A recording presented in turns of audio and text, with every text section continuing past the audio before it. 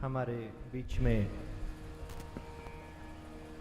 श्रीमद् भागवत के परम विद्वान परम पूज्य डॉक्टर श्याम सुंदर पाराशर जी महाराज का दर्शन हम सभी कर रहे हैं।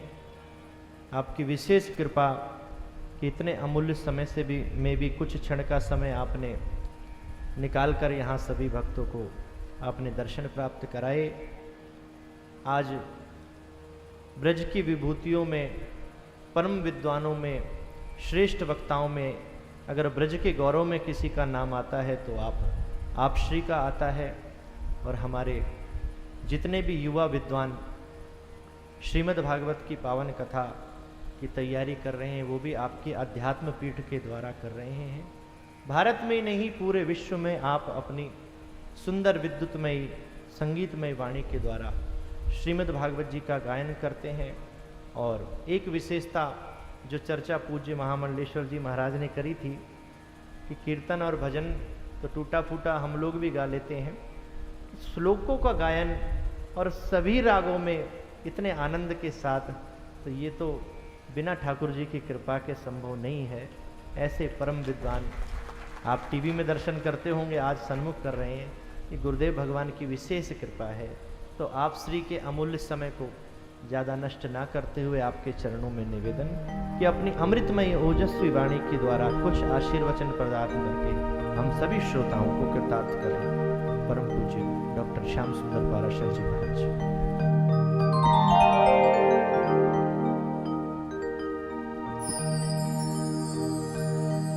बोल वृंदावन बिहारी लाल की जय, श्री रास बिहारी सरकार की जय, श्रीमद् भागवत महापुराण की जय।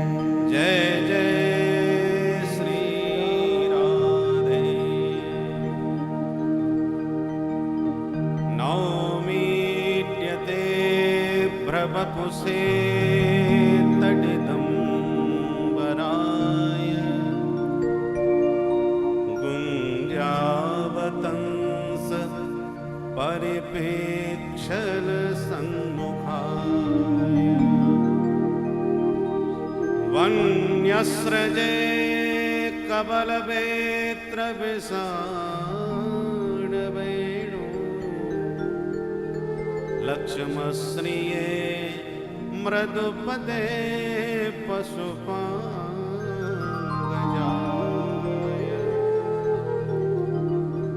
भक्त भक्ति भगवंत गुरु चतुर्नाम बपु एक, इनके पद बंदन किए नासत विघ्न अनेक। बोल कृष्ण कन्हैया लाल की हो, श्री सद्गुरुदेव भगवान की जय। जय जय श्री राधे। व्यासपीठ पर विराजमान व्यास स्वरूप आदरणीय श्री शिवम साधक जी महाराज, समुपस्थित उनकी दिव्य वाणी की ज्ञान गंगा में गोता लगाने के लिए विराजमान सुदूर अंचलों से पधारे हुए समस्त रसिक जन एवं भक्तिमती माताएं,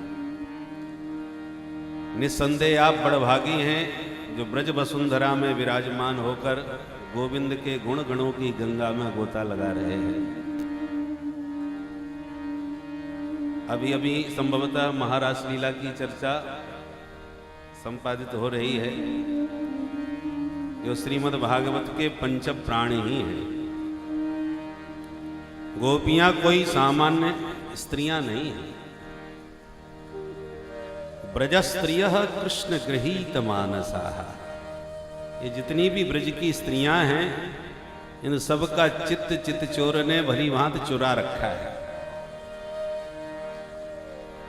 और जिनका चित्त चोर चुरा लेते हैं वही महाराज में प्रवेश पाते हैं। केवल ये चीर चुराने वाले नहीं, नमामि चित्त चोरकम, ये चित्त चोर है। हम अनंत काल से पुनरपि जननम पुनरपि मरणम पुनरपि जननी जठरे शयनम, बार बार जन्म लेते हैं, बार बार मरते हैं, फिर माँ के गर्भ में 9 महीने तक कष्ट पाते हैं। परंतु विषयानुरागी हमारा चित्त है जो विषयों से अलग होना ही नहीं चाहता है। आसक्ति ने हमारे हजारों जीवन नष्ट कर दिए, हजारों बार हमको जन्म लेना पड़ रहा है विषयासक्ति के कारण। इसलिए न विषम विषमित्याहु विषयैर विषमुच्यते, जन्मांतरघना विषया एक देह हरम विषम। विष का भी बड़ा भाई है विषय। तो भगवान को लगाया या विषयासक्ति जीव को मैं कैसे खींचूं इस भवसागर से बाहर, कैसे? कोई मंद मुस्कान से भी अपने चित्त को बचा ले तो प्रणय निरीक्षण, कृषि चितवन से उसकी ओर ऐसा निहारते हैं कि अपने नयनों से ही उसके चित्त को, मन को सब कुछ हर लेते हैं। कृष्ण गृहीत मानसा, सब कुछ चुरा लेते हैं। और इसके बाद तो फिर कोई बच ही नहीं सकता। जादू भरी तेरी आंखें जिधर गई, आंखों के जादू से तो एकदम दीवाना कर देते हैं, पागल बना देते हैं। और ऐसे ही जीवों को अपने प्रेम में पागल बनाने के लिए ही प्रभु का अवतार हुआ है। नहीं, राक्षसों को मारने का काम तो हनुमंत लाल जी जैसे भगवान के दूत ही करने में समर्थ हैं। हनुमान जी कोई साधारण बलशाली हैं क्या? अतुलित बलधामम। जब जामवंत जी से हनुमान जी ने पूछा, बताइए मुझे क्या करना है, मैं जा रहा हूं लंका। जामवंत में पूछूं तो ही उचित सिखावन दीजो मोहि, क्या करना है? जामवंत जी ने कहा, ये बताओ आप क्या कर सकते हो? हनुमान जी बोले, हम क्या कर सकते? यदि आप हमें आज्ञा दो तो अभी जाएं और जिस त्रिकूट पर्वत पर लंका बसी है उस पूरे त्रिकूट पर्वत को उखाड़ करके, तुम कहो तो उल्टा करके सारे राक्षसों और लंका सहित सबकी जल में ही समाधि लगा दूं, और तुम कहो तो रावण को खींच करके पूंछ में ही बांध करके राम जी के सामने लाके पटक दूं। जामवंत जी तो घबरा गई, ये सब कुछ करने में समर्थ हैं, ये तो आज ही रामलीला संपन्न कर देंगे। तो हाथ जोड़ के बोले, नहीं नहीं भैया, ऐसा कुछ मत करो। ऊपर से आदेश केवल हमें जानकी जी का पता लगाने का मिला है, बस पता लगा के आ जाओ। हमारी खोज तो पूरी हो गई। अब तर पल्लव मह रहा लुकाई, करे विचार करो का भाई। अब जितना हमको बताया था उतना काम तो हमने कर लिया, पता पूरा चल गया। परंतु अब आगे मुझे क्या करना है? पता लगा के अब वापिस चल देना कि कुछ और कार्यक्रम भी करे? विचार कर ही रहे थे कि राम जी ने संकेत दे दिया, त्रिजटा नाम राक्षसी एका। त्रिजटा राक्षसी आई और उसने स्वप्न सुनाना प्रारंभ कर दिया। तो हनुमान जी भी कान लगा के सुन रहे थे उस स्वप्न को। और जैसे ही उसने कहा, सपने बानर लंका जारी, हनुमान जी के कान खड़े हो गए। ये देवी जी कह रही है कि सपने में एक बंदर ने लंका जला दी, तो क्या ये कार्यक्रम भी हमको करना है? ऊपर से तो आदेश नहीं मिला है, परंतु भक्त के हृदय से भगवान बोलते हैं। त्रिजटा भक्त है तो लगता है भगवान एक बार में ये सारी बातें बताना भूल गए, तो भक्त के माध्यम से कह रहे हैं, बेटा तुम्हें ये भी काम करना है। क्योंकि इस समय लंका में बानर के रूप में तो केवल हम ही हैं, बाकी तो सब लंका उस समुद्र के उस पार खड़े हैं, उस किनारे। इस किनारे तो हम अकेले ही हैं। फिर भी मन में सोचा, बानर कहा है, हनुमान तो नहीं कहा। तो हो सकता है बाद में कोई बंदर भेज दिया हो भगवान ने आग लगाने के लिए, मुझे तो नहीं कहा। तो दुविधा में थे कि मैं आग लगा के जाऊं कि किसी और को भेजेंगे। 99% तो कंफर्म हो गया कि ये काम हमको करना है, पर 1% फिर भी संदेह रहा। और 100% तब कंफर्म हो गए जब मेघनाथ ही बांध करके रावण के दरबार में ले गया और रावण ने ही आदेश दिया, लगा दो इस बंदर की पूंछ में आग। तब हनुमान जी को कंफर्म हो गया कि ये काम हमको करना ही पड़ेगा। अब तो हमारी इच्छा भी खत्म हो गई। तो अपने आप ही बंदरों, उस बानर की पूंछ में और सारे लंका के निशाचरों ने इतना कपड़ा लपेटा, इतना घी पीपा पटका कि रहा न नगर बसन घृत तेला। पूरे शहर में न कपड़ा बचा, न तेल बचा, न घी। सबने पटक दिया पूंछ पर और लगा दी आग। और जब इंक्वायरी हुई हनुमान जी की, राम जी ने कहा हमने तुम्हें पता लगाने भेजा था, आग लगाने तो नहीं भेजा। कैसे आग लगाई? हनुमान जी ने कहा हमने न किसी से माचिस मांगी, न तेल मांगा, न कपड़ा मांगा। उन्होंने ही हमारी पूंछ पे कपड़ा भी लपेटा, तेल भी पटका और आग भी लगाई। हम तो अपने प्राण बचाने के लिए भागे, सो इधर से उधर दौड़ते भाग रहे थे कि कहाँ पूंछ बुझाऊं। तो पूंछ की आग घर घर में फैलती चली गई, और जब पूंछ जलने का नंबर आया तब तक तो हम समुद्र में ही कूद पड़े। तो हमने कुछ नहीं किया सरकार, आप जो करना चाहते हैं वो जबरदस्ती करवा लेते हैं।